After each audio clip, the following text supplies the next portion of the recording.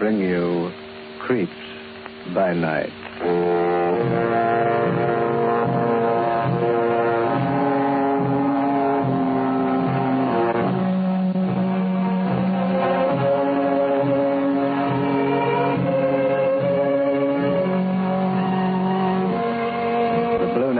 Presents the international star of stage and screen, the master of mystery, Boris Karloff, in Creeps by Night.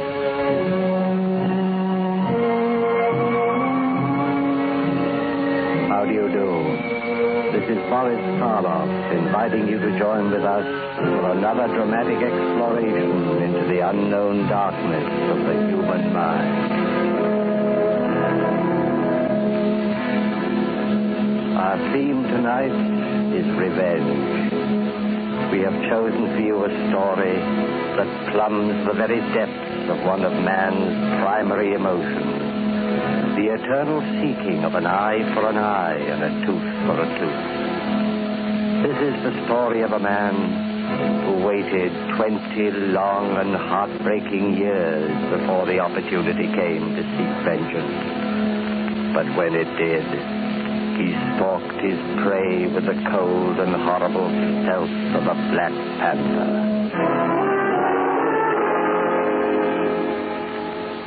Creeps by Night presents Boris Karloff as George Miller in The Final Reckoning.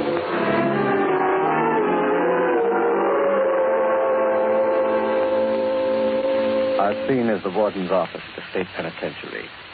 A middle-aged man, his shoulders hunched and his hair prematurely gray, stands before the warden's desk, clothed in an ill-fitting prison-made suit.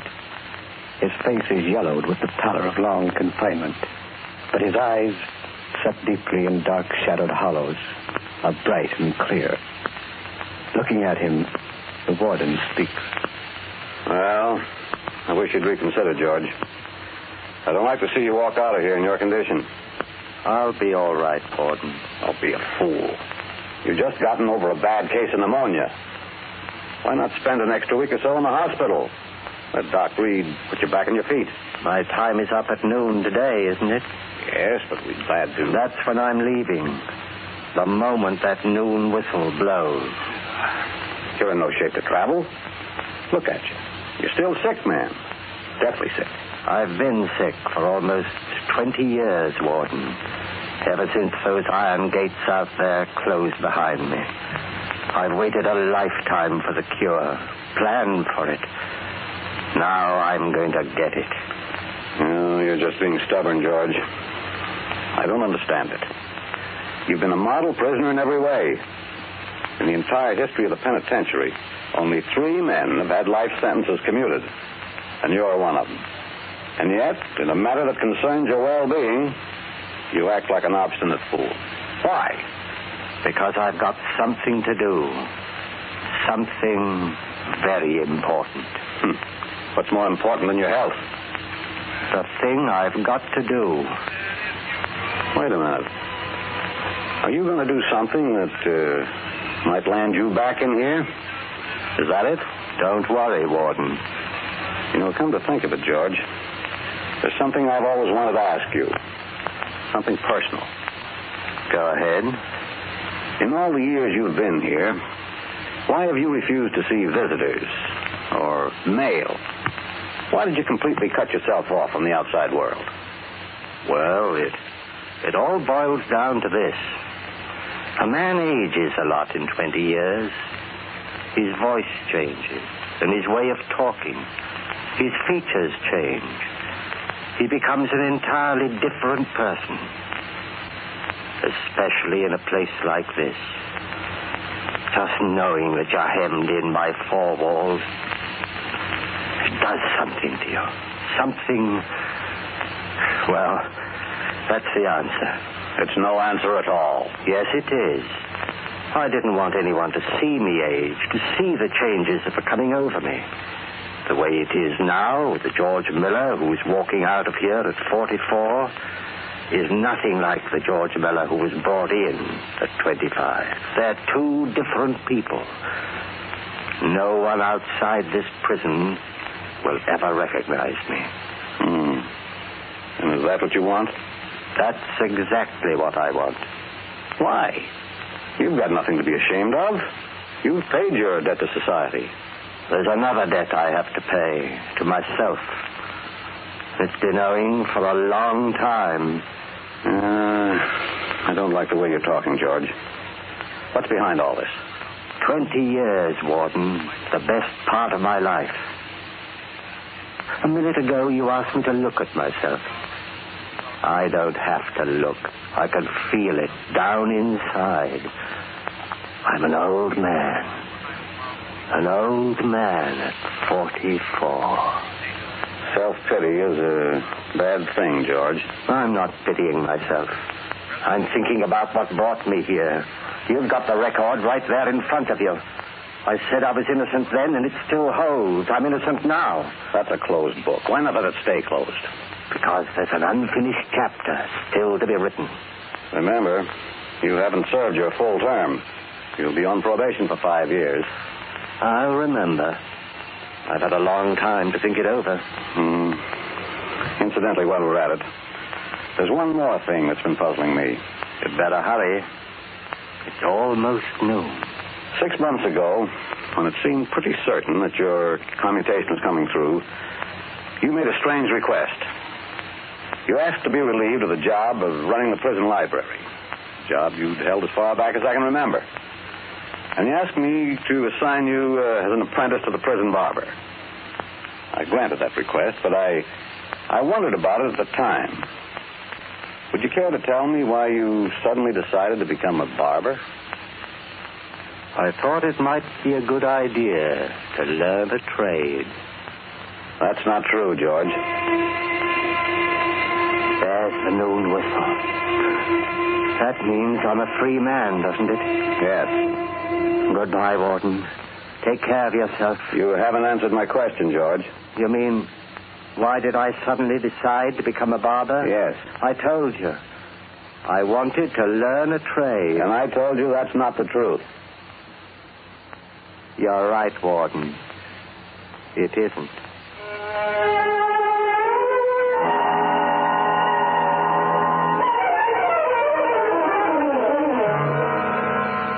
I hear George Miller's out. No kidding. Yeah, got his sentence commuted. Did they so? If he does, he better start moving. Charlie, this is Duke. I just got tipped off. George Miller's out.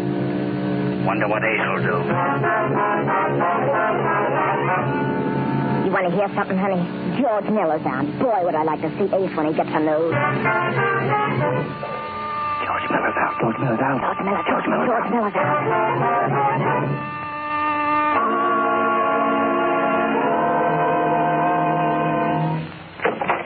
Well, what'd you learn? It's true, Ace. They commuted his sentence. He got out yesterday. What did I tell you? I spend $100,000 a year on smart lawyers, and where do I get my information? From a hophead. A barfly. But Ace... Oh, sure. I'm out of my mind. I don't know what I'm talking about. George Miller's dead. He died in prison 10 years ago, Well, that's what they told us. Who told you? Our sources of information. Your sources of information. Don't make me laugh. Now, look at And I'll get out before I lose my temper. If you'd only Get let out, I said! His sources of information. Vera, get me a drink. Oh, Ace, honey, don't get yourself all upset. Shut up. Ace, Shut up and honey. stay out of this. None of your business. Is that a nice way to talk? Who is this George Miller? I said it's none of your business. What's that? Just a doorbell. I'll answer it. Wait a minute. Now what? Don't open that door till you find out who it is. Of all the... You heard me. Find out who it is first. Okay. Who is it? Who is it? No answer, Ace. Damn. Miller, trying to trick me. Ace, right as a sheet. Take it easy. Keep your voice down. Now listen to me. In case anything happens, he threatened me. I had to protect myself. Do you understand? Yeah, but... Ace, what are you doing with that gun? Never mind. You just follow orders. All right. Open the door. Slowly. Ace, hurry. Open it, I said. Nobody here. What's that on the floor? What is it? A rat. A dead rat.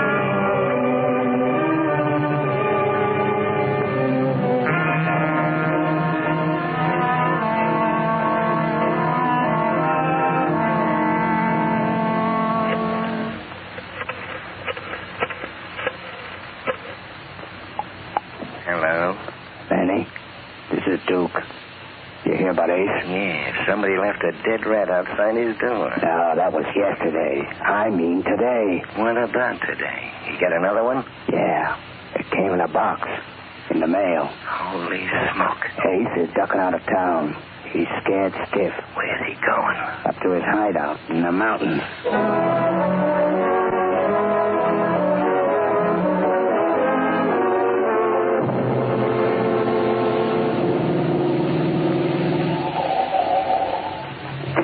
All right, take the car around to the back, Chuck. Okay, boss. What about the bags, Ace? Chuck will bring them. Come on. How long have you had this place in the mountains, Ace? Oh, a couple of years. Sure it is gloomy looking. Hell, what did you expect? A summer resort? All I want is a place to hole up. Lay low, the boys get Miller. Well, there should be a bell around here. Somebody in the house? Don't you ever get tired of asking questions, Vera? I told you on the way up there's a caretaker. The bell doesn't work. Let's ask me. This is all a lot of crazy. Nobody's asking you. Ace Danelli running away from a stir bomb. Pipe down. Nobody's coming. Good evening, Mr. Danelli. Oh, good evening. Is everything all set? Yes, sir. The master bedroom is ready. We'll go right up. This is Miss Carroll. How do you do? Hello. You're not the same man was here last year, are you? No, sir. That was Edward, my cousin. He's been ill, and I've been substituting for him. My name is Walter. Okay. Bring up a couple of brandies. We'll be upstairs. Yes, sir. I sure hate to be holed up in a place like this for the rest of my life. Well, just say the word, and Chuck will drive you back into town. I'm just kidding, Ace, honey. Well, stop it. Right now, I'm not in a kidding mood. Okay, honey. Now, there. What's wrong with this room? Well, it's very nice. Plenty of space, 4 closets, double exposure. What more do you want? Nothing, darling. Just a kiss. Now, wait a minute. Close the door. Since when were you bashful? Now, look, Vera. Get one thing straight. I came up here to play safe. There's a guy gunning for me. Until he's out of the way, I'm not taking any chances. Sure, I understand, honey. What I don't get is why you're so afraid of this George Miller, whoever he is. What did you do to him? Yeah. He thinks I sent him up, put him behind bars. Did you? You know, one of these days, Vera, you're going to ask the wrong question. I know. It's none of my business. That's the ticket. Did you tell me one thing, Ace? What? Those dead rats. The one we found outside the apartment door, and the one that came by parcel post in that little wooden coffin. What do they mean? What do you think they mean? I don't know. It's got something to do with George Miller. Yeah, well, you guessed right. Miller's trying to get me jittery. He knows I've got a bad heart. Planning these things to tell me he thinks I'm a rat. A dead one if he has anything to do with it. Hey, honey. Now, don't worry. I'm safe up here. The boys will get Miller. Yeah? It's Walter, sir, with your brandy. Okay, come in. Just put the tray down on the table. Yes, sir. Will that be all, sir? I guess so. What about our luggage, Ace? Oh, yes. Did my man bring the bags up? Yes, sir. They're in the hallway, sir. Well, bring them in, will you? Yes, sir. Soda or water, Ace? Yeah, I'll take it straight. Where shall I put the bags, sir? Oh, just set them down any place. Yes, sir. Will that be all, sir? Yeah. And don't forget to lock up. I won't, sir. Good night. Night. Night. Oh, that yes and no, sir, routine is going to drive me nuts. He talks like one of those fancy movie butlers. Looks like a zombie. Here's your drink, honey. Yeah. How about you? No, I better get the bags unpacked first. All the stuff would be wrinkled. Well, here's how. I needed that drink. Now, maybe I can relax. Sit down and take it easy, honey. You know, it's not going to be so bad staying up here for a week or two. Hey, how do you open this bag, Ace? Which one? Yours. Black leather. Oh, there's a little gadget on the lock. Just press it and it snaps open. You got it? Uh-huh. And we'll get a good rest. Oh! What's the matter? Look! The bag. What? Another dead rat.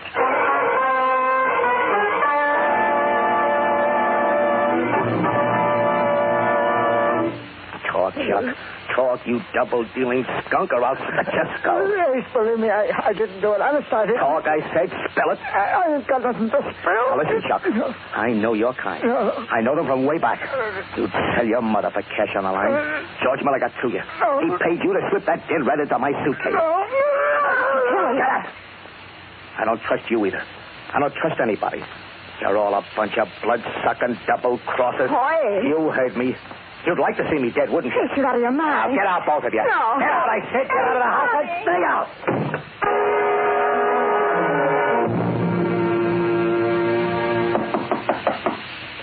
Yeah, who is it? It's Walter, sir, with your brandy. Oh, bring it in. This is the last bottle, sir. Yeah, put it down. Yes, sir. Will that be all, sir? Yeah, that's all.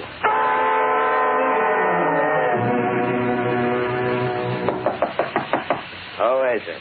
It's Walter, sir. Come in.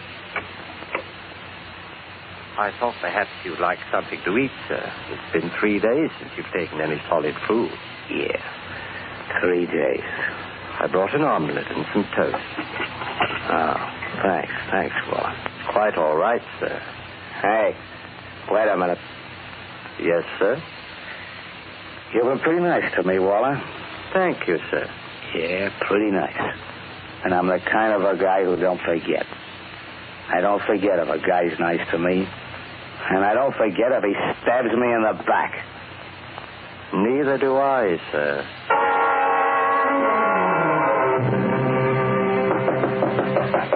Come in. I'm sorry to disturb you, sir. It's all right. Come on in and close the door. Yes, sir. What do you got there, Waller? Well, I thought now that you're feeling a little better, sir, that perhaps you'd like to be shaved. Been almost a week, you know. Yeah, don't tell me you're a barber, too. I have been a barber, sir. Well, I could use a shave, I guess, all right. If I may say so, sir, I think you'll find it very refreshing. Okay, go ahead. Where do you want me? The chair you're sitting in will be all right, sir. I'll get some warm water in the bathroom. You know, Waller, I've been thinking. When I go back into town, I'm going to take you with me. Yeah, I could use a man like you. That's very kind of you, sir. I like people like you around me. People who don't ask questions or get in your hair. Take care of what you're supposed to, and that's the end of it. I try to keep my place, sir. You got the right idea. Now, what'll I do, lean back? In just a moment, sir. I'll have to fasten the strap to the back of the chair. I want the razor good and sharp. You'll need it sharp for this beard. Yes, sir. You must have been wondering about me these last few days, Waller. No, sir. Not particularly.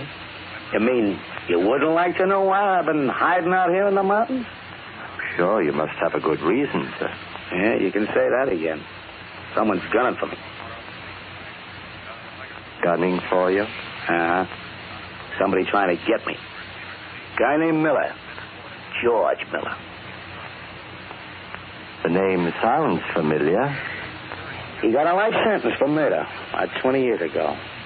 Yeah, there's quite a story on it in the papers. He killed a girl. Did he? That's what the jury thought. They gave him first degree with a recommendation for mercy. That saved him from the chair. What did you think? What did I think about what? Lean back, sir. I'm almost ready for you. Hey, isn't that razor sharp enough yet? Not quite. I haven't used it in some time. What did you think about George Miller's conviction, sir? Yeah, what's the difference what I thought? The jury cooked his goose. Did they? Yep. Oh, come on. Well, if you're going to shave me, get to it. I'm ready now. Lean back, sir. I'll soap you up. Okay. I assume this George Miller is out of prison now. Yeah. Got a commutation.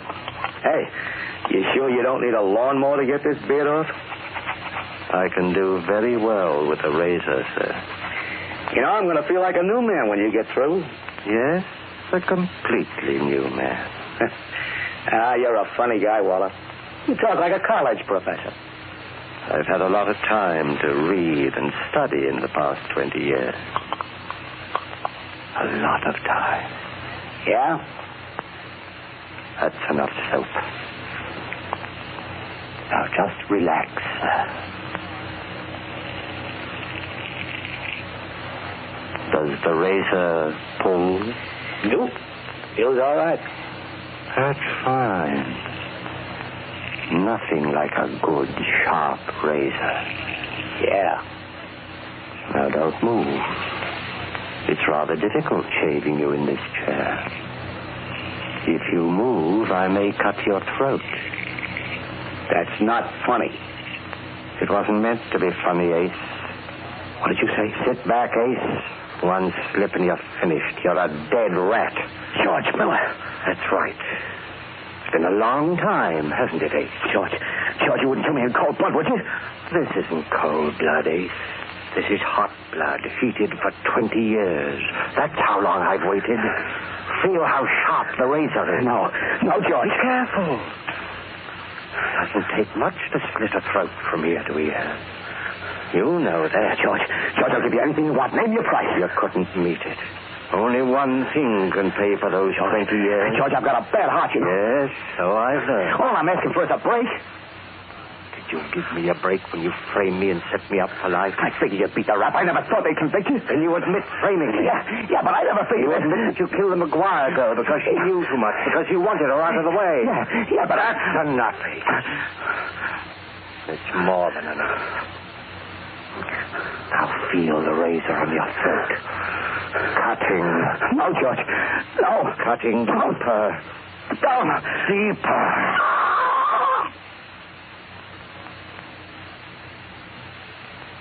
You said you'd be a new man when this was over. But you're wrong, Ace. You're only a dead rat. Who is it? It's there, Ace. Have come back.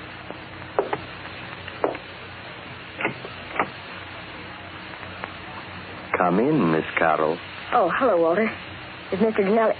Oh, there he is. You're shaving. Ace, darling. I couldn't stand being away from you. I had to come back. I couldn't... Walter, what's the matter with him? Is he asleep or something? I'm afraid not, Miss Carroll. Then why is he slumped in the chair? Why are his eyes staring that way? Why doesn't he move? He can't move. He's dead. Dead? Oh, no. Walter. Yes, he's dead. And my name isn't Walter, Miss Carroll. My name is George Miller. George Miller? George Miller? Yes. Then you killed him? No, Miss Carroll, I did not kill him. You don't see any blood, do you? But he's dead. You said he was dead. I'm afraid I played rather a gruesome joke on him. You see, I was shaving him with a very sharp razor. After I told him who I was, I held the back of the blade, the dull side, against his throat. As you know, he had a bad heart. Unfortunately, it couldn't stand the strain. You murdered him. You got the chair for this. You're wrong, Miss Carroll, quite wrong. Ace Janelli died of a heart attack. That's what a medical autopsy will show. You caused it. You brought it on. That would be very difficult to prove. I figured this out so carefully, Miss Carroll. I paid with 20 years of my life for a murder I did not commit. And now there's nothing the law can do to me for one that I did commit.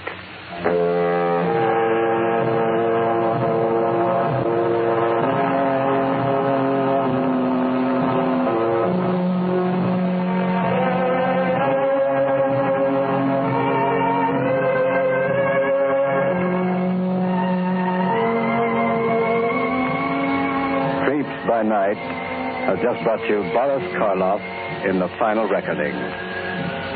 Be with us again next Tuesday night at the same time over most of these stations when Mr. Karloff will present another weird mystery of the mind, The Hunt.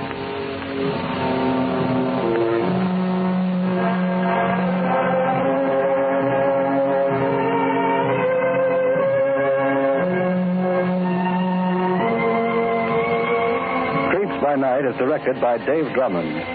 Original music is composed and conducted by Al Sack.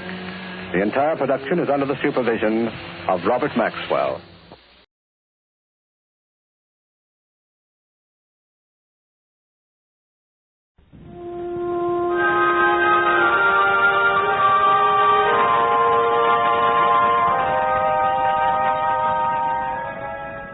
America was not yet at war, and the air in Washington was summer pleasant. But neither Katharine Hepburn nor her supporting cast nor I thought of pleasantries in those days. We were there to try and convince a handful of congressmen to permit refugees to enter our country, very small refugees, baby refugees who would be in the path of the German blitzkrieg. We did the broadcast, and happily our immigration door opened a small blessed crack, and some very small blessed children escaped, Hitler and company.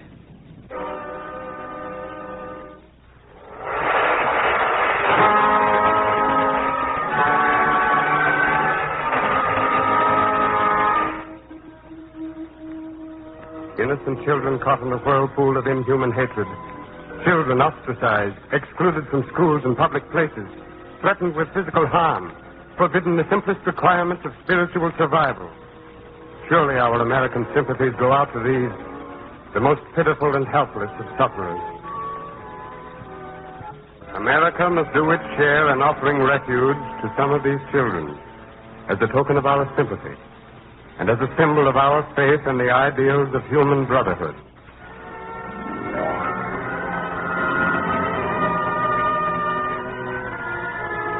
Miss Katharine Hepburn in another original drama. Its title, Miss American.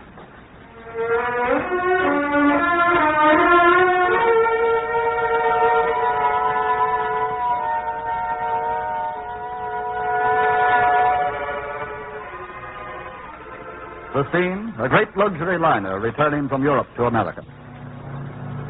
It is late at night. A girl stands on the boat deck looking out into the darkness, her face to the wind that lifts whitecaps on the tumbling sea. Suddenly, an older woman approaches and speaks. Well, Ronnie, I must say this is a peculiar way to behave. But what did you say, Aunt Mary? I said it distinctly and you heard me. Do you realize that people have been asking about you? Have they? Oh, Ronnie, do come downstairs. Standing up here in the cold. Please, I'm all right. Oh, Ronnie, what is the matter with you? Poor people. People? Oh, that. Well, after all, my dear, there are always a certain number of undesirables on board a ship this size. And if you'd only stop wandering up and down the second and third classes, you'd find everything quite right and proper. Right and proper? As for the children, I spoke to the captain about them. Did you? Staring at us every time we walked the deck. I told the captain exactly how we felt about the matter. We? The things we talked about this morning. Oh, yes, I remember. I should think you would. You were quite definite in your opinion. And, of course, I agree with you.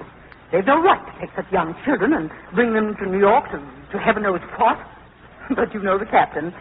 That little charming smile, and he changed the subject, and, oh, what difference does it really make? We'll be ducking in the morning and away from all this. Aunt Mary, there's something I want to tell you. No, tell me later, my dear. Right now, the thing for you to do is to go down, get dressed, and join the others just as quickly as you can.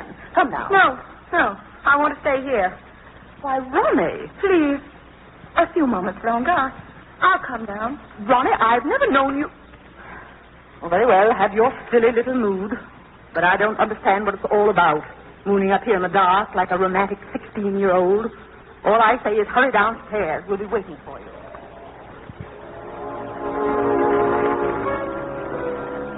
Romantic? Yes, it is romantic. I'm in love with her. If she knew. In love with... Yes. Love at 23rd sight with... America. That's a childish thought to have. Patriotic pap. Of course it is. Of course. Getting softened into the brain. Thinking silly things. Over-emotionalized. Ought to go below and join the party. Stop standing here thinking to myself. America. No.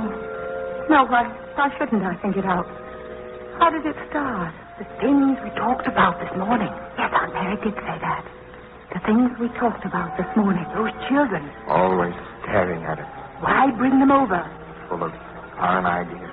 Always staring. Not like us. Foreigners. Not like us. Not like us. I said that, I remember. Not like us. Not like us. Not like me. Not like me. Resented their being on board. What happened? Oh, let me remember. I went walking on the lower deck. They were sitting there as usual. 4 of them. Yes, the 4 of them. Sitting in a row. White faces, staring eyes, looking at me. At me. I couldn't stand it. What did I say? Yes, I said. You, children, don't you know it's bad manners to stare at people? For a moment, no answer. 3 little boys, 1 little girl. Their staring eyes. Why should they stare at me? I said, answer me, one of you. If you're coming to America, heaven knows why, at least they should have taught you some English. They didn't move. 4 rigid little figures. And then... We all speak English. Well, at last, the French speak. No, that is not my name. He said that. Then he closed his mouth. And the 4 of them were sitting there once again. Those eyes of theirs, staring. I said, what are you sitting there for? I've been watching you all through the trip. You sit there in those deck chairs hour after hour. What are you waiting for? America. She said that, the little one. And then she closed her mouth so tightly I could see the muscles of the corners of her lips. She sat there tense, frightened. Not another sound from any of them, their eyes beyond me, on the sea, on the horizon. I said, all right, you're waiting for us to reach land. But what's that got to do with the 4 of you getting up, running around, having fun? Come on. Don't you know how to laugh? Do you know how? Then we are in America. Then we will laugh. So that's it. You don't like the sea. You're waiting for the land. No, we are waiting for America. Waiting for America? What silly nonsense were these children thinking? Couldn't laugh until America. I thought to myself how silly. Prove these children strangers, aliens, foreign to our thoughts. Aloud, I said, listen, the 4 of you. Are you trying to rid me in your infant continental manner? If you're waiting until you land until you laugh, I'm warning you, you better start laughing now. There isn't much to laugh about there, let me assure you. The dullest, dumbest place on earth. Why do you think I went abroad? Laugh in America. Don't make me laugh. We've got depressions and recessions and concessions and dissensions and while I kept talking, the children's faces grew angrier and angrier, their eyes larger and larger, hating me for what I was saying. Angrier and angrier until at last one of them cried out, No, wait. Wait? Please, American, wait. What you say, it is not right. What's not right? All these things you say of America. I do not understand. I do not know. But this I know. It is not right. No, that is not right. Wait a moment. And what is right, Herr Professor? America is good. And it's a good place. Because, yeah, you say it. Because in America, all men are created equal. Yeah, and they are endowed by their creativity with the right of life and liberty. On the fruit of happiness. Bravo! Right out of the old Declaration of Independence. So where did you learn that? And what does it mean? Young teacher. Yeah. Yes. Here on the board, they gave me a book. I read. How you say it, Miss American? I teach. You teach. You? And what you teach, all that about life and liberty. What can it possibly mean to poor children like you? Maybe I do not understand everything you say, Miss American. But what we learn, it means that no matter what is wrong in America, it can be fixed. We are free and equal, and we can work and help America.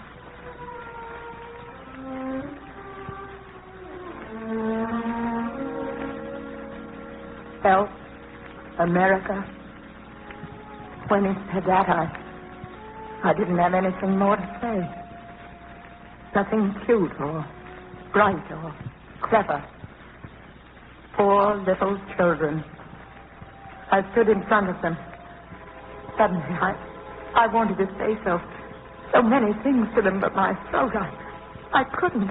I couldn't until one of them said, "Please, Miss American, what the book say about America? It is all right." Right. Tell us of it, Miss American. It is. America. It's very large and very beautiful. And all the people in it, or their fathers, or their fathers' fathers, came over the water to it, just the way you're doing. And there's a bigness to it, and a braveness to it. And you need never be afraid. And no matter what goes wrong there's always hope, as long as there's someone like you to remind the rest of us that the American way is the human way.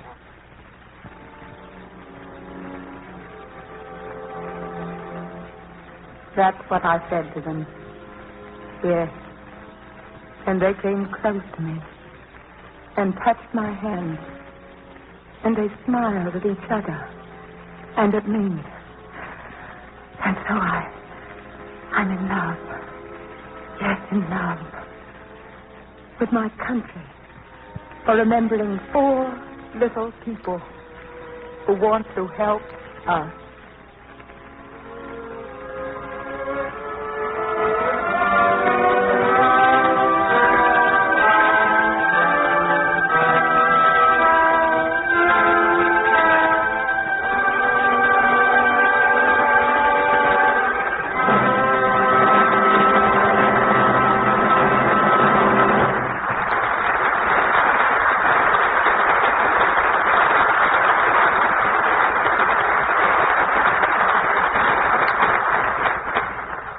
Ladies and gentlemen, we bring this program starring Katharine Hepburn to a close. The broadcast was especially written for this occasion by Art Oboler. The cast included Betty Kane, Jackie Grimes, May Grimes, Jackie Kelp, Adelaide Klein, Ed Latimer, Bobby Reddick, and George Wallach. And speaking, Raymond Edward Johnson. The music was composed by Leith Stevens, who conducted the orchestra.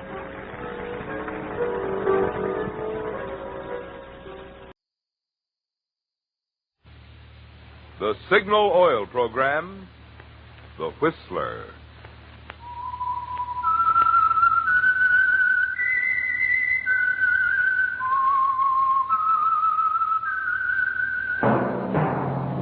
That whistle is your signal for the Signal Oil Program, The Whistler.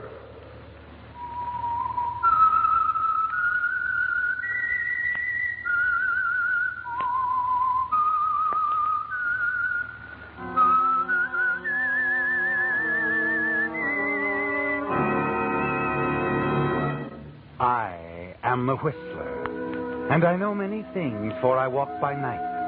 I know many strange tales, hidden in the hearts of men and women who have stepped into the shadows. Yes, I know the nameless terrors of which they dare not speak.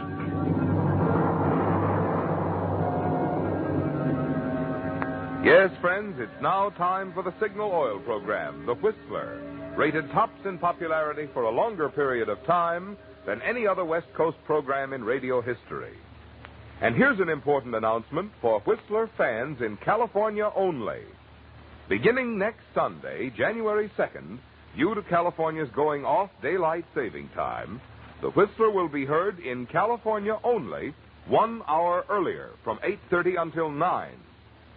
Remember the change in time. In California only, the Whistler will be heard at a new time, from 8:30 till 9.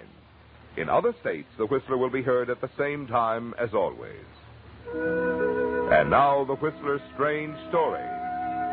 Delayed Christmas Present. Christmas was really over, for it was 1 o'clock in the morning at Pete's Cantina, a tough little night spot on the outskirts of Panama City. But the melody lingered on.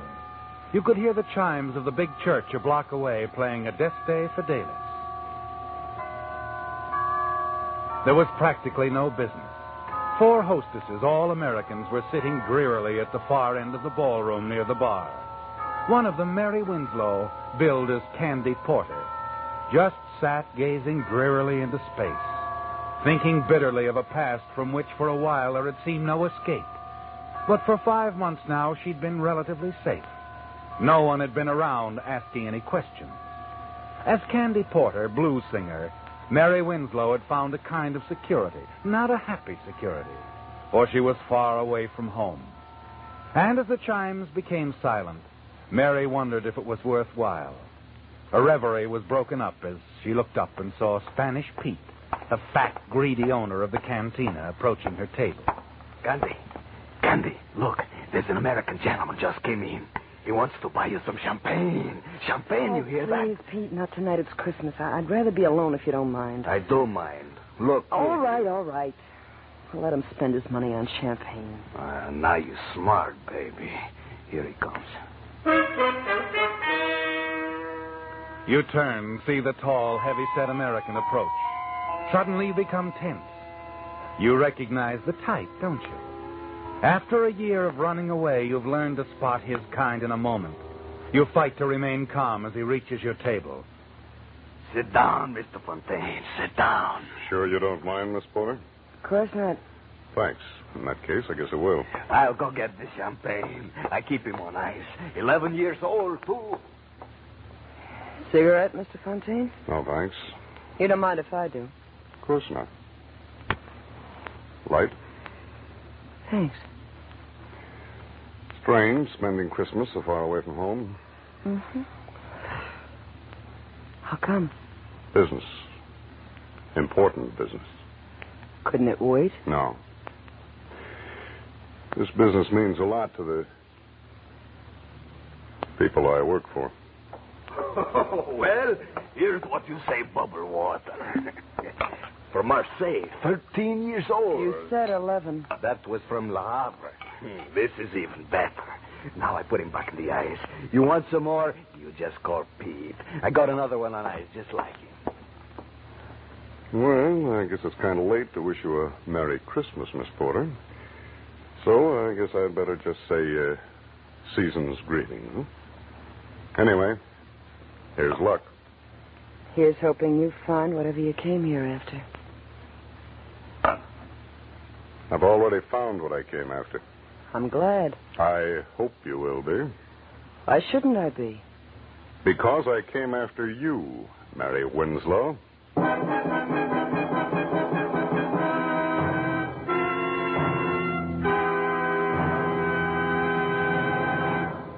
With the prologue of Delayed Christmas Present, the Signal Oil Company brings you another strange story by The Whistler. But now, since this is Christmas weekend, I want to thank you for inviting us of the Whistler cast into your home on this special occasion. During the 6 consecutive years that the Whistler has been broadcast by Signal Oil Company, many of us have had the pleasure of celebrating Christmas with many of you a number of times. And believe me, we feel it a real honor that you consider us a part of your entertainment family.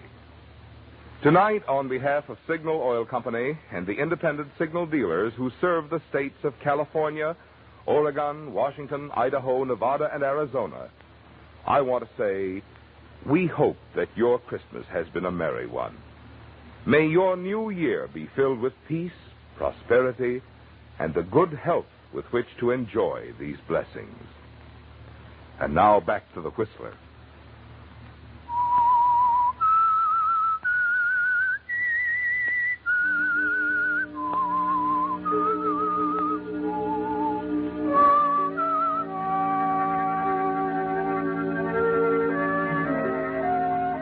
After a year, it doesn't seem fair, does it, Mary Winslow? After a year of hiding, using one name and then another. After 5 bitter months of singing at Pete's Cantina as Candy Porter, blues singer, this man Fontaine has come to take you back to the States, to face the consequences of one horrible night. You're sure he's a detective. He couldn't be anything else. You can't run again. There's no place you could go. You've only one card left. And as you face the man across the table and listen to his even, level voice, you decide to play it. If you play it carefully, it might be an ace. I think you know why I'm here. We're leaving in the morning for Los Angeles, Miss Winslow. Like the billing says, my name is Candy Porter. I know what the billing says. I know what it said in Brooklyn when you were billed as Doris Trent, in Denver when you were billed as Gladys James. But when you first took a powder out of Los Angeles, you were Mary Winslow. You know, it's almost funny you should call me Mary Winslow. We used to work together, her and me, in the same floor show. We could have been billed as twin sisters. The customers used to mistake us for each other, too. Now, look, Miss Winslow, let's quit kidding. I'm not kidding. A lot of other people have made the same mistake you have. And like I said, I knew Mary Winslow intimately. I think I could help you solve your case if you'll let me tell you about her. Sure. Go ahead, if it'll make you feel any better. Thanks. You see, Mary Winslow was really just a good kid that got a bad break. In love with this swell guy and scared to death of a hoodlum. She told me all about it. It's quite a story. I'll bet it is.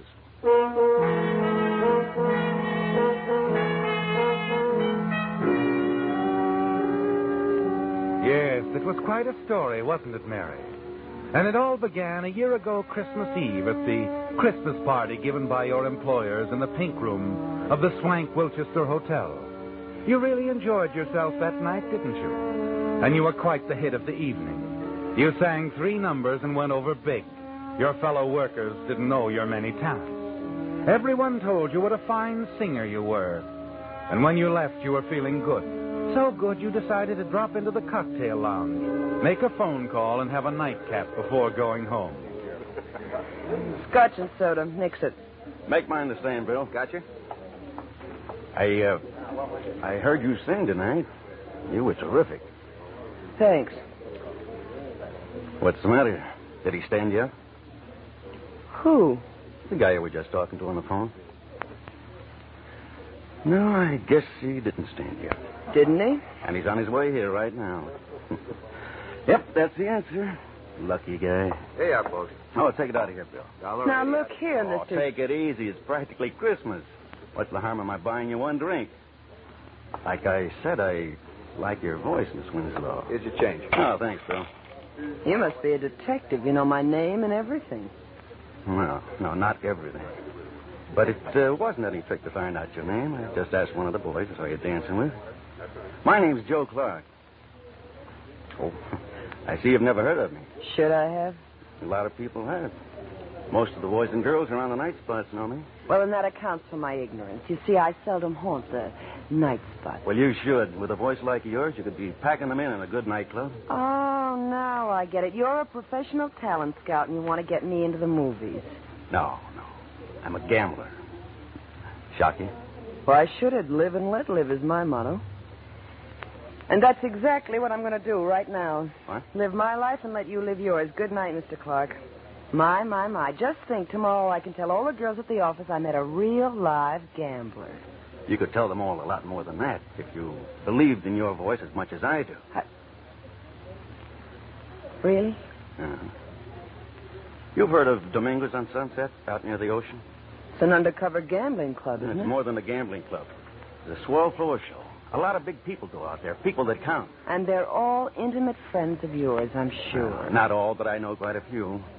Could push you right to the top with that voice. Oh, that's the oldest line I've ever heard. It's not a line. Yeah, but skip it. Go on home. Listen to the radio. Eat candy. You can have a terrific time. You go to Domingos with me, you can't tell what might happen. You might have to meet a couple of show producers. So play it safe and go home. It may be dull, but you'll always get to work on time. Is that all you have to say? That's all. Nighty-night. Wait a minute. Yeah? Could we be back fairly early? Leave anytime you say. Well, what are we waiting for? Oh, now you're making sense. I'll call a cab. Never mind, I have a car. It's parked right around the corner. Clark used just the right approach, didn't he, Mary? You realize you're being a fool. But as the hours pass, you tell yourself your fears are groundless. Joe treats you with perfect courtesy. You watch the gambling for a while, then proceed to the silver room and enjoy the floor show. Afterward, you have a little food and watch the dancers.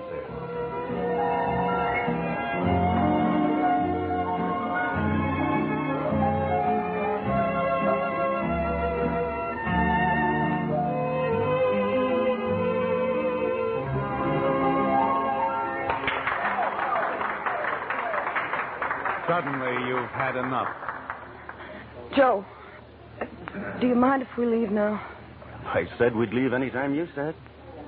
What hit you? The music? Yeah, I guess that's it. Another guy? Another guy. My fiancé. What happened to him? He's in the Philippines. Research. Oh. Chemist? Doctor. Dr. Frank Wilson, M.D. That was his car we drove out here in. He told me to keep it warm for him. Well, too bad. We could have had a lot of fun. Well, shall we go?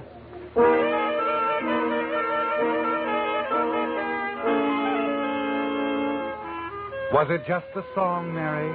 Or was it that uneasy feeling you have about Joe that made you want to leave so suddenly? It must have been the song. For as you're ready to leave the club grounds, Joe is still a considerate escort. And hop in. Oh, unless you want me to drive. I'll drive unless you mind too much. Oh, no, I don't mind. Probably be safer, too.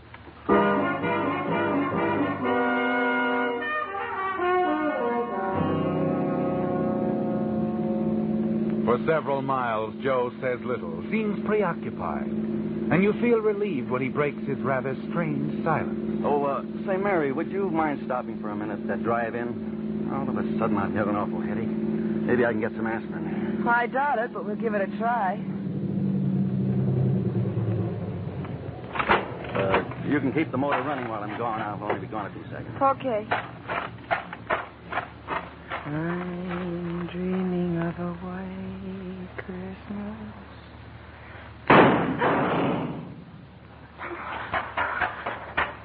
Joe! Get going. Joe, you shot him. I said get going fast. There's a gun in your ribs, baby. You just saw what happened to one guy that crossed me.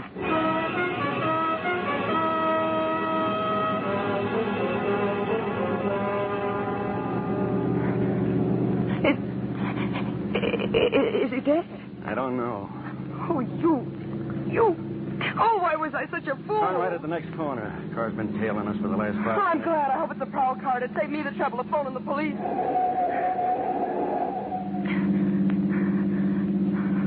He didn't turn, baby. You shouldn't have said what you did about phoning the cops.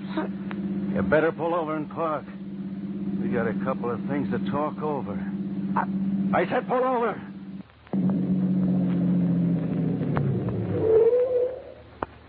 Yeah, that's better. Please, Joe, don't kill me. I know you can do it easy, but I'll never talk about tonight. That's the way you feel now. An hour from now, you'll feel Oh, no, different. I won't. On my word of honor, I'm making a deal with you, Joe. I'm trading you my silence for my life. I swear I won't talk about it ever. Okay, I'll take a chance. You drove the getaway car, so we're partners now anyway. We're going to have a lot of fun together, you and me. Now, how about dropping me off at my place? Tell me where to go. I live about 6...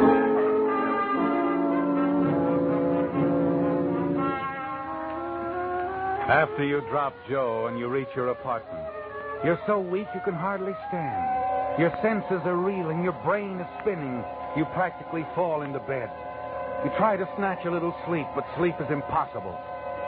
Finally, at 6 o'clock in the morning, the newspaper is shoved under your apartment door. The headlines sicken you. Drive-in operator shot in hold-up dies. The subheadings are even worse. Unidentified man and woman seen fleeing from scene of crime in dark green 47 model Chevrolet. Pedestrian believes he can identify both car and woman. There it is, Mary. Hopeless, isn't it? Even if you called the police, your story would sound phony now. It's closing in on you, isn't it, Mary? Yet frightened as you are, you're certain of two things.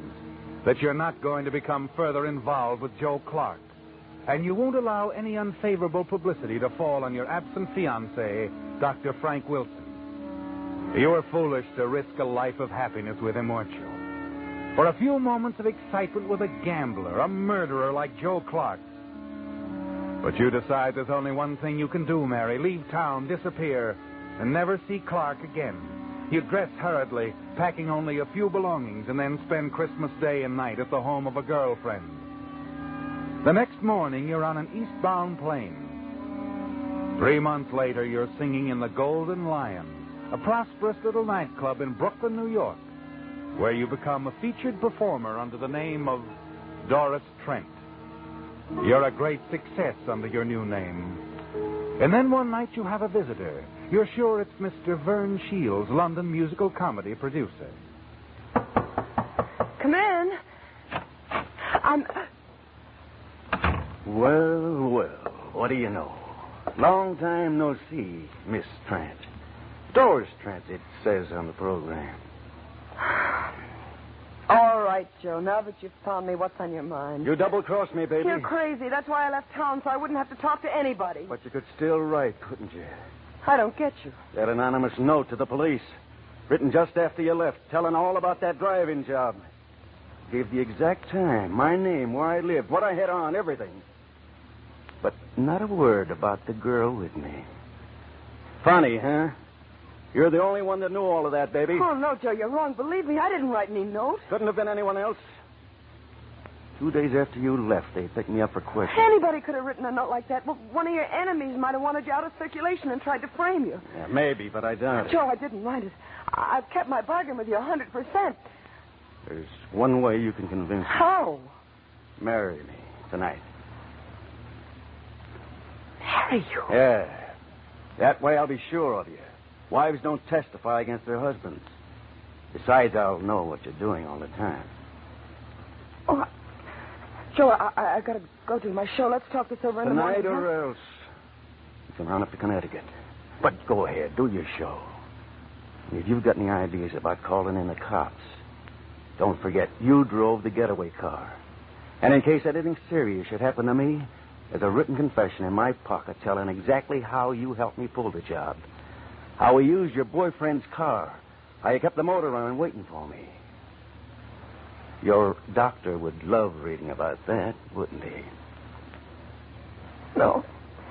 No, he wouldn't. Then don't get funny. Go ahead and on to your show. I'll wait for you here.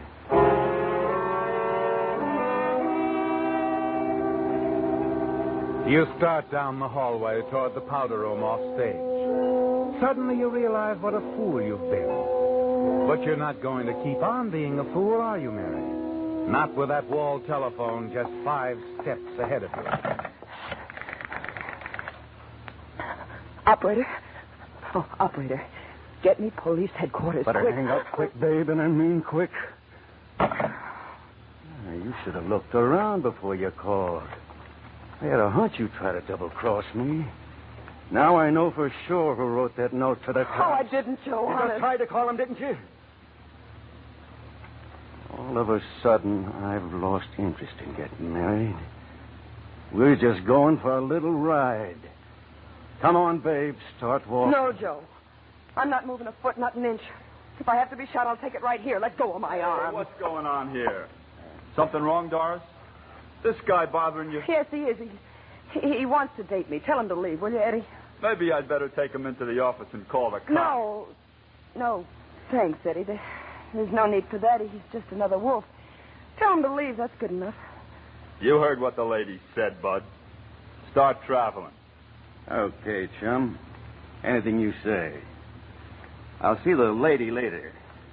We park right across the street. Miss Trent. You should have let me call the cops. I would have if he hadn't had you covered with his gun. Oh? Thanks, kid. Eddie, I got to get out of town fast. After what you just did for me, that's a cinch. Grab some clothes while I phone my wife I'm bringing you home. We'll go out the rear entrance. My car's on the lot next door. Tomorrow I'll call a friend of mine in Denver. He'll put you to work right away. You better change your name, though. That'll be easy. I'm getting used to it.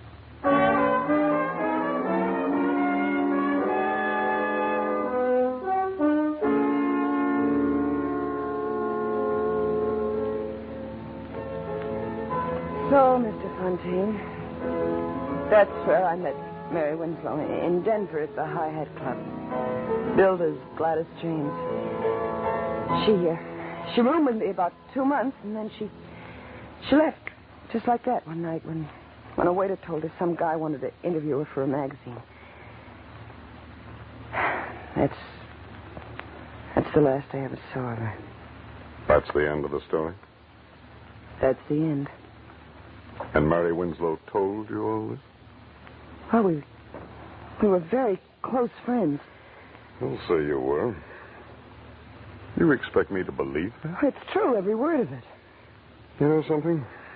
You ought to be writing stories for the movies.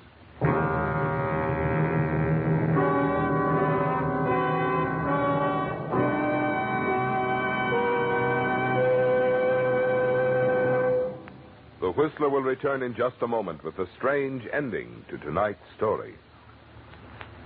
Now that Christmas shopping is out of the way for another year, most of us are figuring ways to get our badly stretched budgets back into shape, which makes now a mighty appropriate time to talk about Signal, the famous Go Farther gasoline. Mileage, of course, is only one of the reasons that folks who insist on getting the most from each gasoline dollar choose Signal. In addition, they like the superior performance that goes hand in hand with mileage. You see, the only way today's Signal gasoline can give you such good mileage is by helping your motor run more efficiently.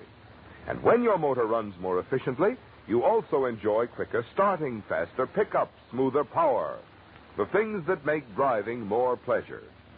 So, among your resolutions for the new year, how about resolving to put Signal gasoline to the test in your car?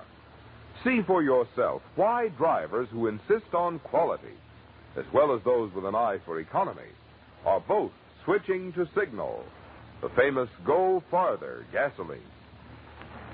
And now back to the Whistler. Well, Mary, it looks as though you've lost, doesn't it? That your one card wasn't enough. The man across the table, the man you're sure is a detective, who has come to take you back to Los Angeles to stand trial for a holdup and murder you had nothing to do with, doesn't believe you, does he? And the jury in Los Angeles won't believe you either. Yes, Mary, it looks as though you've lost, but you're going to play the game to the end anyway. And as the piano player across the floor plays the tune he's played 1,000 times in the last 2 weeks, you quietly watch Fontaine and await his next word. How long did you say you've been here? I didn't say. I got here about 5 months ago. Like it here? No. That's what I figured. Look, Miss... Cigarette? Yeah, thanks. Light? Mm-hmm.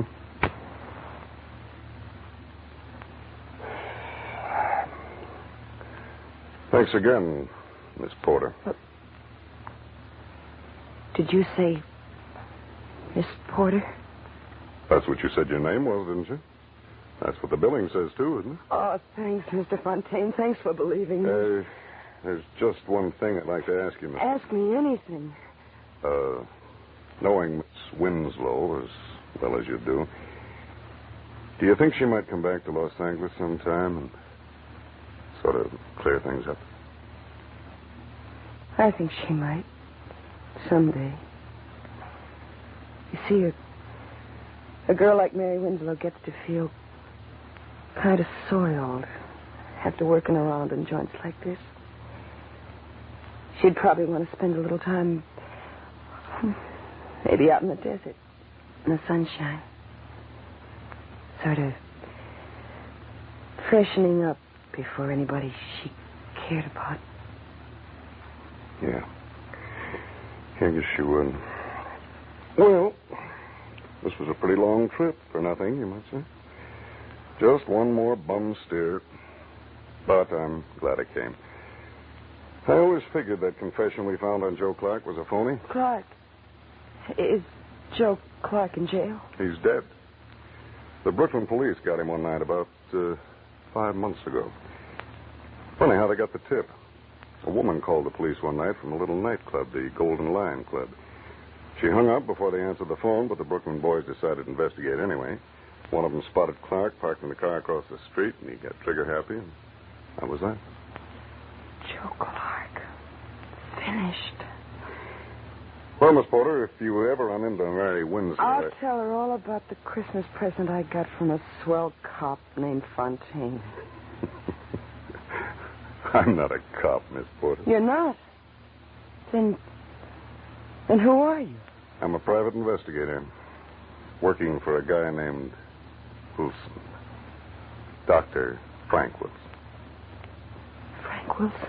That's right. He's in love with Mary Winslow. Doesn't care where she's been. Just wants her to come back and marry him. Well, so long, Miss Porter, and Happy New Year. Mr. Fontaine. Yes? Do you think you could arrange for me to go back to the States with you? I guess I could. I was figuring on taking one lady back. Are you going on through to Los Angeles? Not for a while. I'd kind of like to spend a little time in the country somewhere. But I think maybe before next Christmas. Well, I think I'll find Mary Winslow again.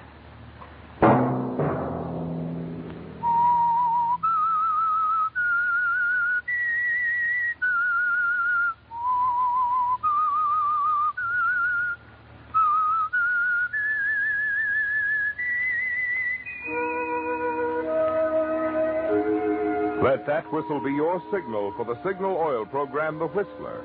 Now let me repeat an important announcement for Whistler fans in California only. Beginning next Sunday, January 2nd, due to California's going off daylight saving time, The Whistler will be heard in California only 1 hour earlier from 8:30 until 9.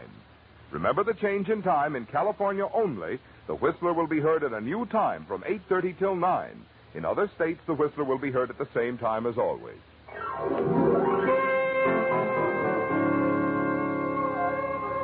Featured in tonight's story were Joan Banks and Jack Petruzzi. The Whistler was produced by George W. Allen and directed by Gordon Hughes, with story by Edward Bloodworth and music by Wilbur Hatch, and was transmitted to our troops overseas by the Armed Forces Radio Service. This is Marvin Miller speaking. This is CBS, the Columbia Broadcasting System.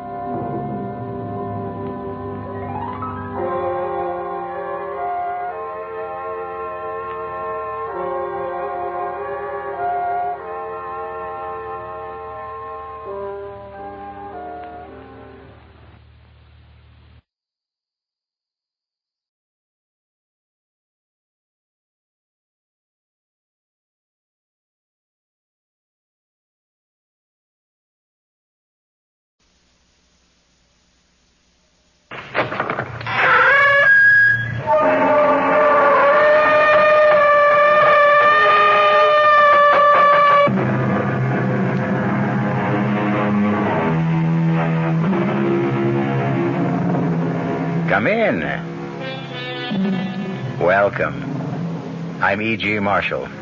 Welcome to the terrifying world of your imagination. Vampire. Perhaps in the safety of your home, the word means little to you. Oh, you've heard of vampires, of course, but do you believe that they exist? Not you. Well, all I can say is Minna Harker didn't believe either. Our mystery drama, Dracula, was specially adapted from the story by Bram Stoker for the Mystery Theater by George Lothar and stars Mercedes McCambridge. It is sponsored in part by new sugar-free Diet 7-Up and by the Kellogg Company, makers of Kellogg's Special K cereal. I'll be back shortly with Act One. And now, another story of the ball and chain, as Kellogg's Special K presents The Library. Welcome to the public library. May I help you, sir? Yes, I'd like to check out... I'd like to check out Famous Laundromats of the World by Audrey Schnorbart. Sir, excuse me, but isn't that ball and chain you're wearing just like the ones they use in the Kellogg's Special K commercial? This ball and chain? Yes, that one. How are you going to get rid of it? Well, lots of good exercises, and by eating smart at every meal, starting with the Special K breakfast. Don't you have to watch your calories? Yes, and the Special K breakfast is less than 240 calories. Less than 240 calories? Right. A 1-ounce bowl of high-protein Special K, 4 ounces of skim milk, tomato juice, and coffee. It's really tasty, and it's going to help me get rid of this ball and chain. I'd say it's long overdue, get it? Your happy ending could begin with the Special K breakfast from Kellogg's. There's a very special deal going on at all offices of Suburban Savings throughout North Jersey. It's called Suburban Special Interest Deal, and you'll be especially interested in the savings you get. A top 7.90% effective annual yield on Suburban Limited's issue 750 savings certificate. And Suburban guarantees it for from 4 to 10 years. Minimum deposit, $2,500. Early withdrawal prior to maturity is subject to a substantial penalty. Suburban compounds interest continuously from day of deposit, paid quarterly. So you not only get interest on your savings, you get interest on the interest. And Suburban offers you the highest interest rate allowed by law. Here's your chance to get a great savings. A top 7.90% effective annual yield on Suburban's limited issue 7.50% savings certificate. Why not deal yourself into Suburban Savings Special Interest Deal in Bayonne, Edgewater, Elmwood Park, Emerson, Hackettstown, Morris Plains, Nutley, Paramus, and Sparta.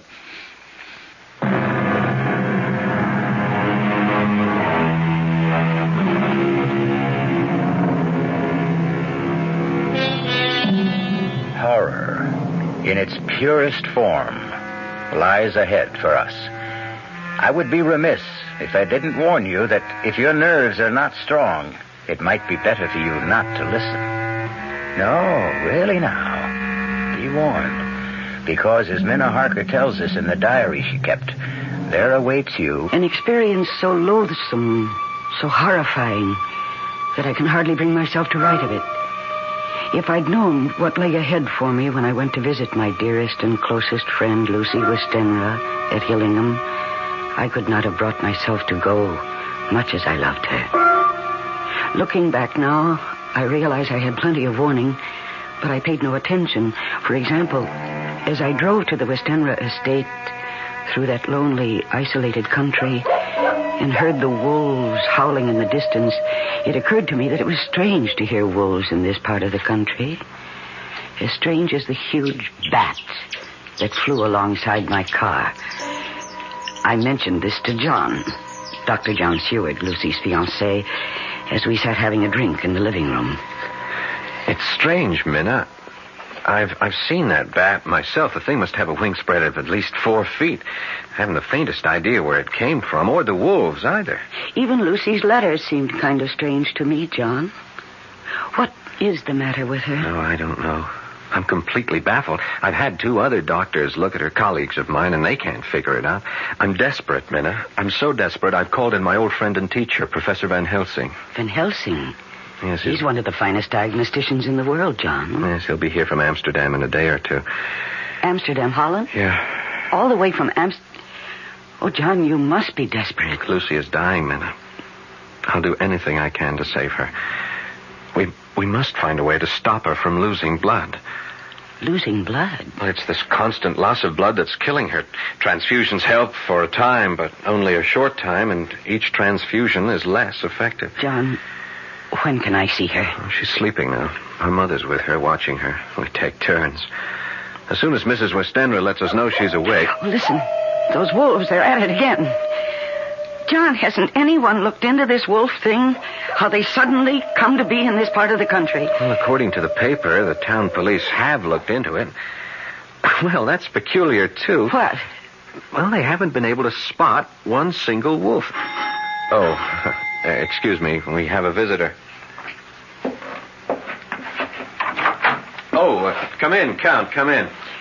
Thank you, Doctor. I'm on my way to town. I have a dinner engagement, and I thought I would stop to ask after Miss Westenra. Oh, she's no better, I'm afraid. I'm sorry to hear that. Can you stay for a drink? Well, I'd like you to meet a friend of Lucy's who'll be staying with us for a while. Oh, in that case, of course. Minna, this is Count Dracula, our new neighbor. Count Miss Minna Harker. How do you do? How do you do?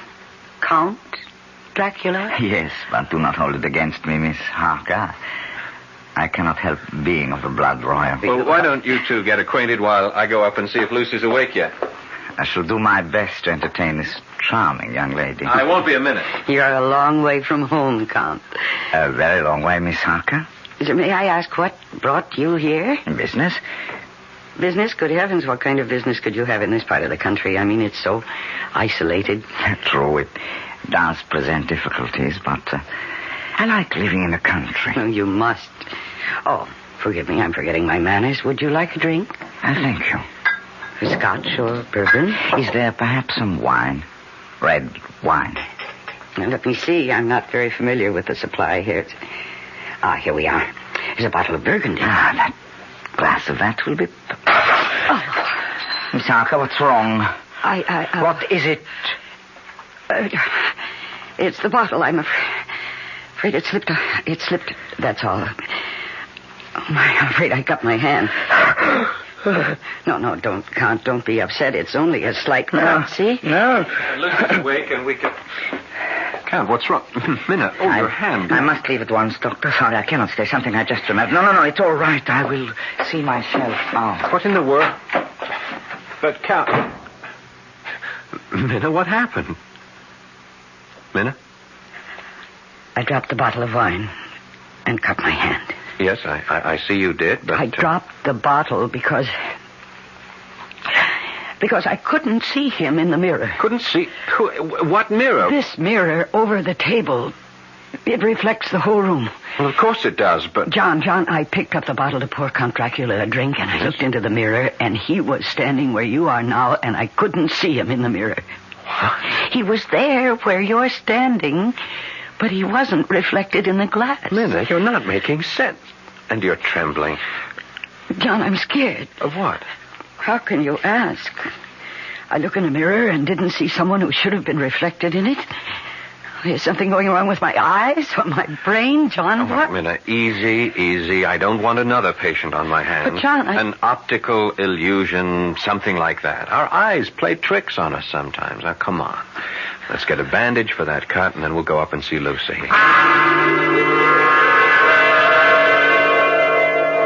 I believe, John. It must have been. It had to be a trick my eyes had played. What else?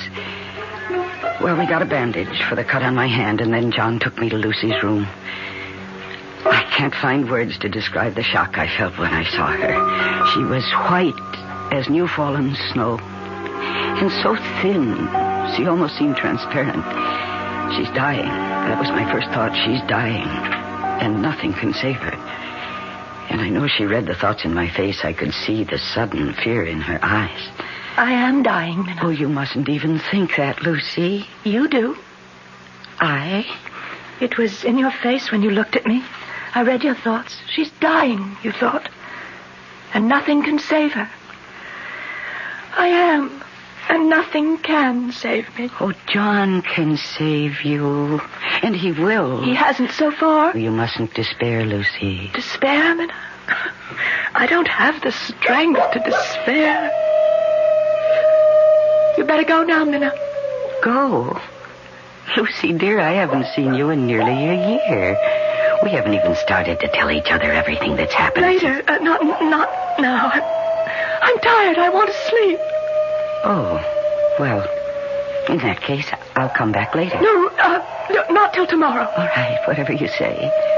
But I'll just look in on you later. No, Lucy. You mustn't. All right, then. But stop upsetting yourself. Go quickly. Oh, good Lord. At the window. It's nothing. Go, Minna. It's nothing. Nothing. It's that bat. That huge bat that followed my car. Oh, go, I beg of you. Lucy, the thing is trying to get in. Look, it's clawing at the window. Is that locked? Is that window locked? Yes, it's locked. But locks are useless against Count Dracula. Oh, good Lord. Mirrors do not reflect my image, Miss Harker. Nor do locks keep me out. You were that bat. As the wolves you hear are not wolves, but like myself, vampires. Vampires? The dead, who live by night. The dead, undead. No, this can't be happening. It's a dream. It's a nightmare. That's what it will seem like when you wake up. Huh? Yes, you're going to sleep now. And yet not sleep. You will remember all you've seen here, but when you waken, it will seem like a dream. A dream you'll tell no one, not even Professor Van Helsing. Because you will not want to look foolish. You'll be ashamed to tell it for fear he will think you're a silly young woman. Enough.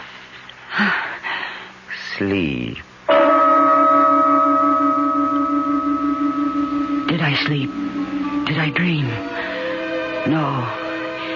My sleep was a hypnotic trance into which he had placed me. And what I dreamed was reality. There in the moonlight that streamed through the window, I saw Dracula raise his arms and call. Lucy. Lucy, my dearest love, come to me. Come, my darling. I can't. Too weak. My lover, I'm too weak. Then I shall come to you. Embrace you. Kiss you.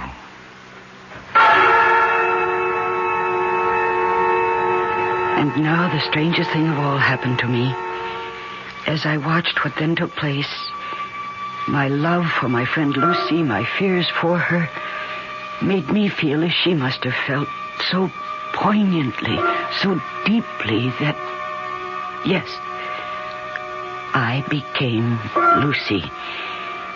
I watched Dracula as he approached my bed. There was a deliberate voluptuousness in him which I found both thrilling and repulsive. Lower and lower went his head as the lips went below the range of my mouth and chin and seemed about to fasten on my throat. I could feel the hot breath on my neck. Then the skin of my throat began to tingle. I could feel the soft, shivering touch of his lips on the supersensitive skin of my throat, and then two hard dents of two sharp teeth just touching and pausing there. I closed my eyes in a languorous ecstasy, and I waited.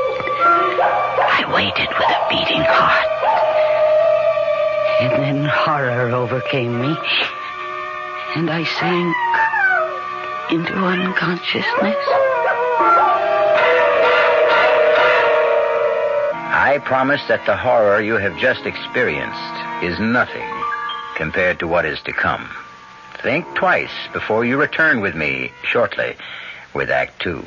Hi, I'm Goldilocks, Ms. Goldilocks, if you please, and I'm a professional taste tester. Here at my taste test laboratory, that's TTL for short, I taste test everything from porridge to diet drinks. Actually, there's not that much taste testing in porridge these days. There used to be. Once upon a time.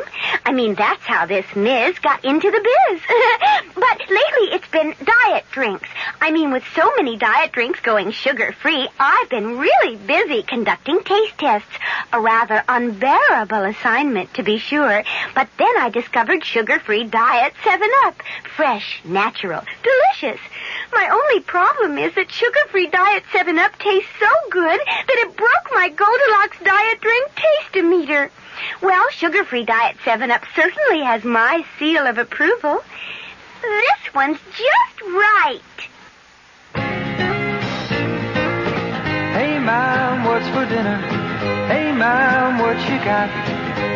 It's time to get ready for the great outdoors, and your ShopRite supermarket has everything you'll need for cookout dinners and fun in the sun.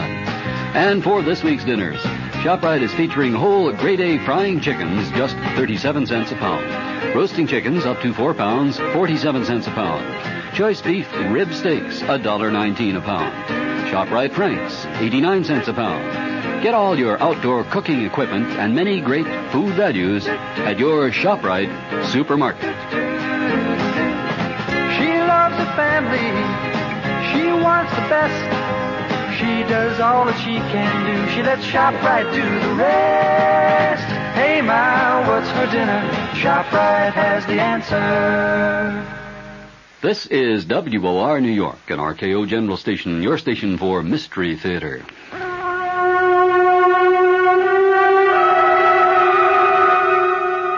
I thought it must have been a dream, a nightmare, for nothing so vile and revolting could be real.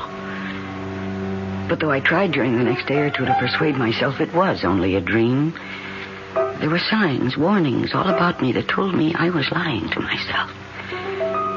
There was the nightly howling of the wolves, the screeching of that huge bat around the house, and yes, the scarf that Lucy kept wrapped round her throat. It's such a hot afternoon. How can you bear to wear that scarf around your throat? Hot? I feel cold. But, Lucy, you're perspiring. Your forehead is damp. All I want to do is sleep. I'm so tired. I'm so deathly tired. I'll leave you for a while, then. I'll look in on you later to make sure you're all right. Oh. Sleep well. Minna? Yes, dear? If I'm asleep when you come back, promise me you won't remove this scarf from around my throat. Very well. You won't even touch it. Promise? I promise.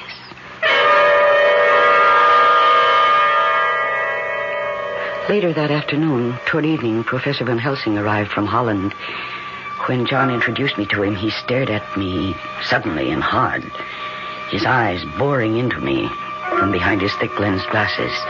You are frightened, Miss Harker? Why? Frightened? Maybe she hasn't recovered from that optical illusion the other night. Optical illusion? Yes, you see that mirror over the table there? Yes. Well, we had a visitor, Count Dracula, a new neighbor, Carfax, a few miles from here, and Minna had the illusion that she couldn't see his reflection in the mirror. My eyes must have played a trick on me, Professor. Yes. This Count Dracula, John, he's new here, you say? Yes, he arrived from Hungary about 6 weeks ago. I see. Take me to see your fiancée, John. Oh, she's sleeping, Lucy, sleeping. We'd right better now. wake her up. What is it? You seem suddenly concerned. I am. Take me to Lucy at once.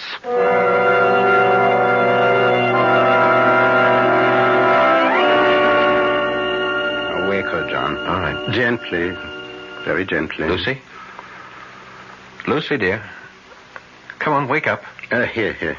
Let me. Pulse weak, very weak. Eyes. Oh, she's not asleep. She's in a coma. What is her blood type? Oh. So is mine. Prepare for a transfusion, John. I will be the donor. And hurry, man, hurry. Yes, of course. Meanwhile, I shall have a look under this scarf. No, she didn't want the scarf removed. I'm sure she didn't, Miss Harker, but we're going to remove it. Aha. As I thought. What is it? Yes, Professor, what? Look. There are two little holes. Wounds. As if she'd been bitten by a large snake. No, not a snake. What then? What? We must be quick with the transfusion, very quick. And pray God, both of you, that I have not arrived too late.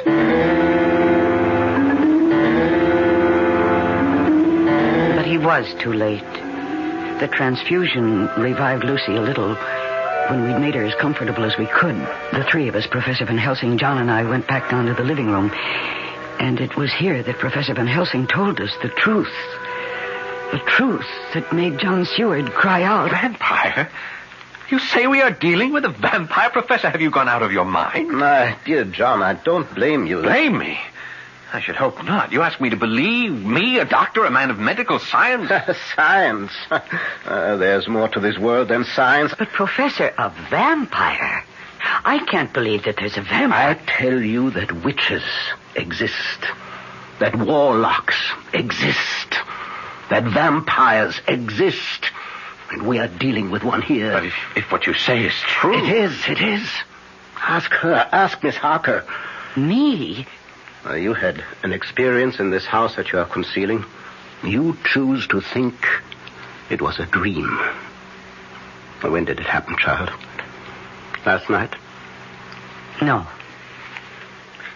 The night before. Where? In Lucy's bedroom. Minna, what happened? I dreamed... No, it was no dream. All right, then. I saw... Oh, heaven protect me. I saw... You needn't tell me. No need to put you through that. I would if I didn't know who our vampire is. But I do know. Who? The man whose reflection she could not see in that mirror. Your new neighbor, Count Dracula. I don't believe you. I cannot believe you. If you can't believe me, at least trust me. Oh, I'll answer that. Wait. Yes, Professor. If that should be Count Dracula, you did say that he calls about this time each evening, John? Yes. Say nothing, do nothing to give away the fact that we are onto him. This is nonsense, sheer Do nonsense. as I tell you. You may answer the door now, Miss Harker. Yes. Good evening, Miss Harker. Count Dracula? Come in. And how is Miss Westenra today? Not too well, I'm afraid. She had to have another transfusion. Oh, I'm sorry to hear that, John. Very sorry to hear that. Thank you, Count. I do not believe I have met this gentleman. Oh, I'm sorry. No, you haven't. Let me present my old friend and teacher, Professor Abraham Van Helsing. Professor, this is Count Dracula. How do you do, Professor? How do you do, Count? I wished only to inquire about your fiancée, John. I'm sorry indeed to hear she is no better. If there's anything I can do... Thank you. Meeting you, Professor, has been a pleasure. Good night. Oh, Count. Yes? Mrs. Westenra keeps asking me to do this, and I keep forgetting. There is a custom in the Westenra family to ask visitors to sign the visitor's book. Ah, charming old world custom. It's right here. If you'll just wait a second, I'll get it, and then you can sign it. Is something wrong? It's a Bible. Well, yes. Why do you back away from me? Or are you backing away from the book? The holy book? I must go. No, you'll stay and face this book. You know. John, you fool. You shouldn't have done this. I had to have proof. I will make you pay for this. You shall pay. Oh, no. Not now that I have found out what you are. Oh, John. You think because you discovered my secret you can stop me? Fool. You've only delivered yourself into my hands. I meant to make Lucy one of mine, and that was all. But now you shall become mine, and you. Not I. Yes, and you. No, I beg you. I shall have you all, but first, Lucy, I shall take her. Take her. Now. She is mine. She's no longer of this world, but of mine. I leave you. Look, he turned into a bat. The bat. And he flew right through the wall. John. Oh. John, why did you do this? Why, after I warned you? I had to know one way or the other. I had to know. There's only one way to finish a vampire. Oh, the first thing you must do is find out where he sleeps during the day. Lucy! Professor, quickly. Professor! There is no hurry now. When he said he meant to make her his own, he had already done so. It was true. Lucy was dead. We went to her bedroom and found her. Dead. I felt as if I'd been stabbed to the heart. We buried her, my dearest friend, in the West End vault at Hillingham Cemetery, not far from town. Lucy is gone. Dead? No, not dead. Not dead, Professor. She has become the undead. She has become a vampire. What are you saying? John, listen to me. Believe in me. You didn't believe before. Believe now. Yes. I believe you. Go on. John, you feel you've been through hell. I must tell you that you have been through only the anteroom to hell. What do you mean? Now listen to me. Listen carefully. There is only one way in which a vampire can find peace, can be changed from the undead to the dead.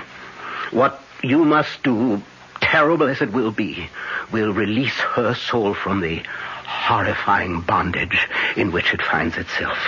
Her soul and Dracula's. Dracula's? Do you think a vampire wants to be a vampire? Oh, no. A vampire's soul is chained, pinioned, held mercilessly to this earth by Satan himself. And we who believe in God are the only ones who can free them.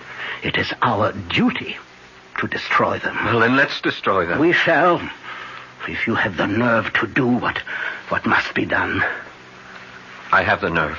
Professor, you frighten me. I mean to, in order to prepare you. But no matter how well I prepare you, when it comes to doing what must be done, your sanity could snap like that. So first I will ask you both to take as much time as you need to think, to ask yourselves, how much do you really love Lucy Westenra? And be sure, be positive beyond all doubt that your love for her is greater than the hell that lies ahead for you and you this very night.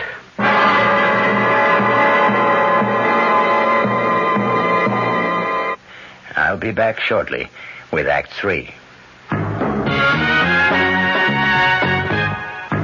When you drink beer, do you tilt the glass for long, hearty swallows? Or just tip it and sip it? Well, sipping's the thing for wine.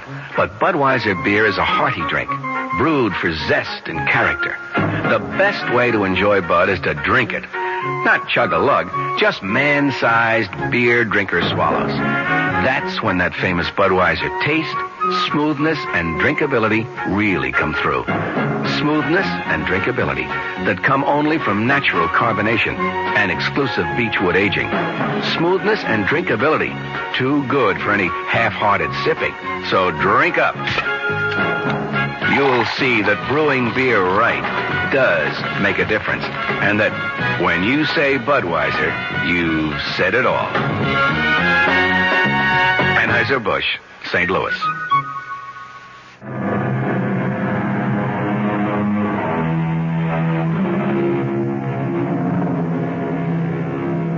I thought I knew what horror was until I read it. I changed my mind. You will, too. I'm ready, Professor. I knew you would be, John. We'll wait now for Miss Harker. No, there's no need to wait. I love Lucy enough. More than enough. She was my dearest friend. Is your dearest friend. For she is not yet dead. She is as yet the dead undead. It's nearly sundown. Let us go to the cemetery at once. The cemetery? It will be dark by the time we get there. She will have left her coffin. Left it? Now, like Count Dracula, she cannot go on living, or let me say, being the undead without drinking human blood. To find it, she must, of course, leave her coffin. The instant the sun goes down tonight, she will be on the prowl for little children. Children? Yes, children are innocent, gullible, naive, make easier victims. And the inexperienced vampire must practice. Yes, she will be seeking children. Oh, it's revolting. Revolting? Well, that is only a word to you at the moment. In a short time, it will be reality. Do you really think you can bear what is to come? I can. I must. Good. I have preparations to make. So do you, the two of you. Dress warmly. Warmly? But it's hot out. Child, there is no chill like a graveyard chill.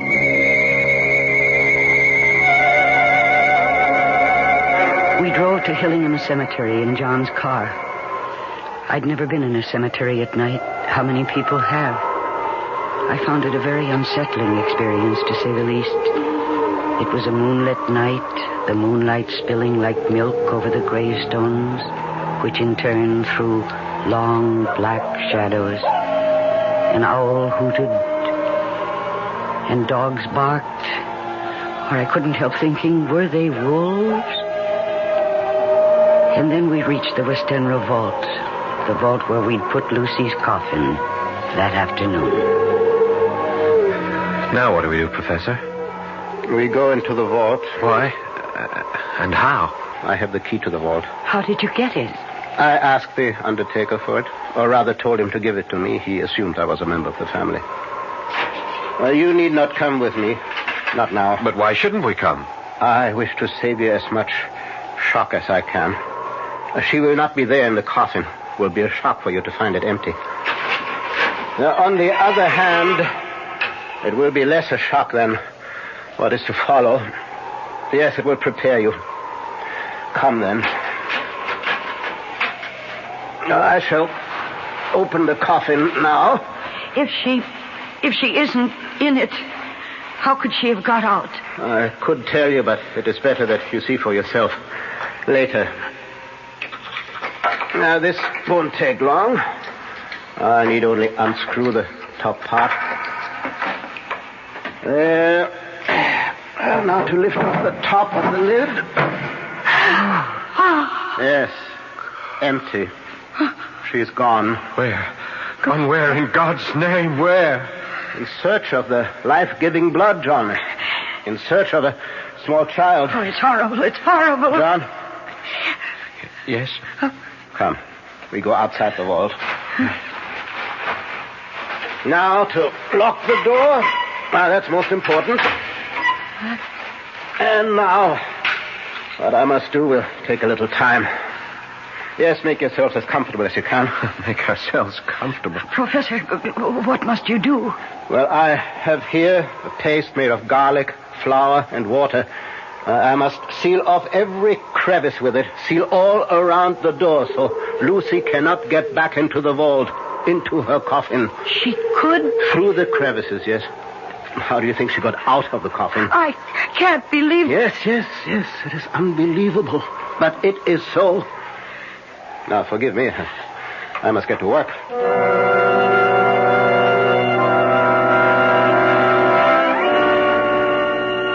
I can't express in words how fresh and clean the night air seemed when we came out of the tomb. How sweet to breathe the fresh air that held no taint of death or decay.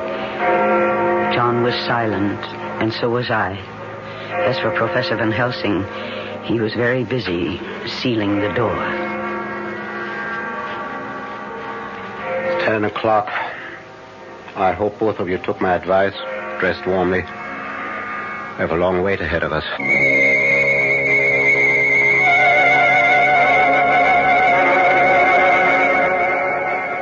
How much longer, Professor? I'm chilled to the bone. Everything depends on how long it takes her to find a small child. Nearly 2 o'clock. Has been gone several hours. Soon now, I think... Shh. What? She comes. Where? See there? Amidst the headstones. Yes, a woman. Dressed in white. Lucy. Shh. Make no move, no noise. See, she is carrying something in her arms. A child. I feel sick. Control yourself. Ah, there. Yes, she's coming toward the vault. See, she draws back. The mixture I used repels her. Why are we doing this? Why are you keeping her out of the vault, her coffin? Because I hope... Yes, she is leaving, hurrying away from among the headstones. Come, we must follow. Follow where? To Dracula, I hope. Unless I'm mistaken, she's going to him for help. Hurry. We must keep her in sight. No, wait. What is it? She is heading for that tomb. Dracula must be there. Good. Now, watch. See, now she's putting the child down on the ground. And now... Where is she? Where's she? She's vanished. She simply slipped into the tomb through the crevice around the door. Oh, wait here. Yes. What's he doing? He's picking up the child, I think.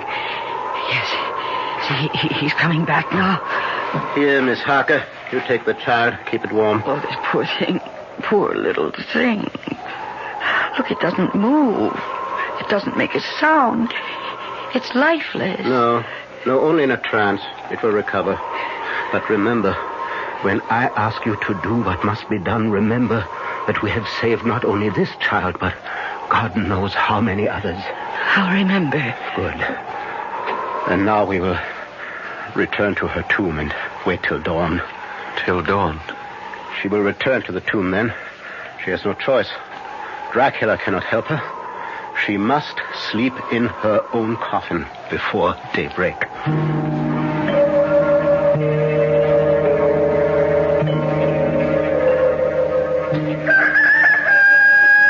How do you feel, Miss Harker? I'm all right. Thank you. John? I'm okay. It's almost dawn. Why doesn't she come? Soon now. How's the child? Still asleep, if it is only sleep. It is. It will not come to its senses until daybreak. Now, prepare yourselves for... In a very short time, now Lucy should... there. Yes, she's coming.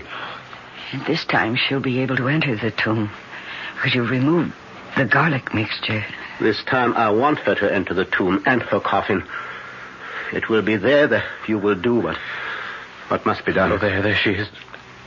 Oh, heaven help me. She is as beautiful as she always was. Now, hold on to yourself. She isn't dead. She can't be dead. Lucy! Lucy, my darling! John! No, come back! Lucy! John, my dearest, come to me, John. Come to me. I have never seen anything so horrible. And God save me from ever seeing it again. Lucy's eyes shone with an unholy light, and her face became wreathed with a voluptuous smile as she advanced toward John with outstretched arms. Come to me, dearest. My arms are hungry for you. Come, and we can rest together in the tomb. Come, my lover. Come. And John suddenly opened wide his... when Van Helsing rushed forward between them, and he raised something he held in his hand up against her face. It was a crucifix. With a cry of rage and agony, Lucy flung herself away from John and toward the tomb, and she was gone. John, are you all right? The Lord help me. The Lord help me. And he shall. Come, into the tomb. It's time. Now, first, let me put the bag I brought over here. And now I will remove the coffin lid again. Professor, is this really Lucy's body or some kind of demon in her shape? Oh, she's hideous. Yes, your friend who was so sweet and pure is now a foul thing. But if you can do what you must do, you will see her once again as she was. Whatever it is, we'll do it. This wooden stake I have bought. Yes. This pointed stake. You must drive it through Lucy's heart. With this hammer. Oh, no. And when that is done, cut off her head with this surgical knife. I don't... You must do it. For her sake, John. For the sake of the woman you loved. All right. Give me the stake. And the hammer.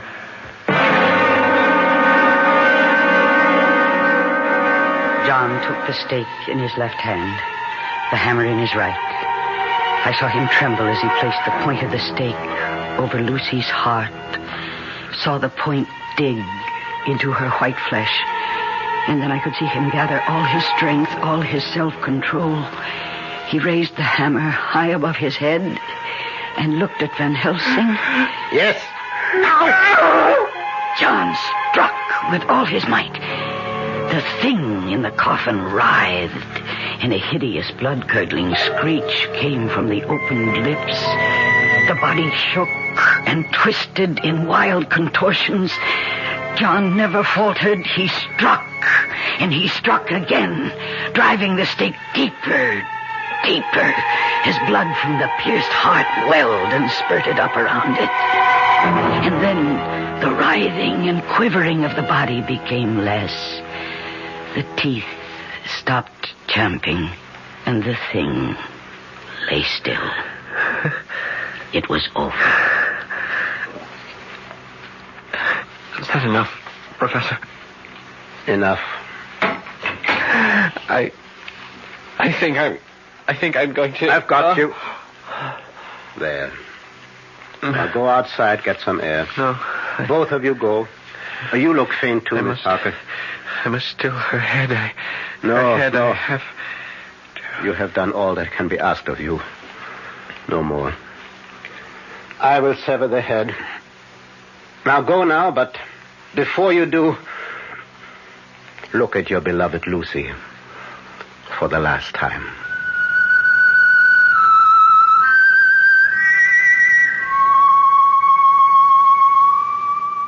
There, in the coffin, lay no longer the foul thing we dreaded, but Lucy, as we had seen her in life, her face as beautiful and pure as it had been then.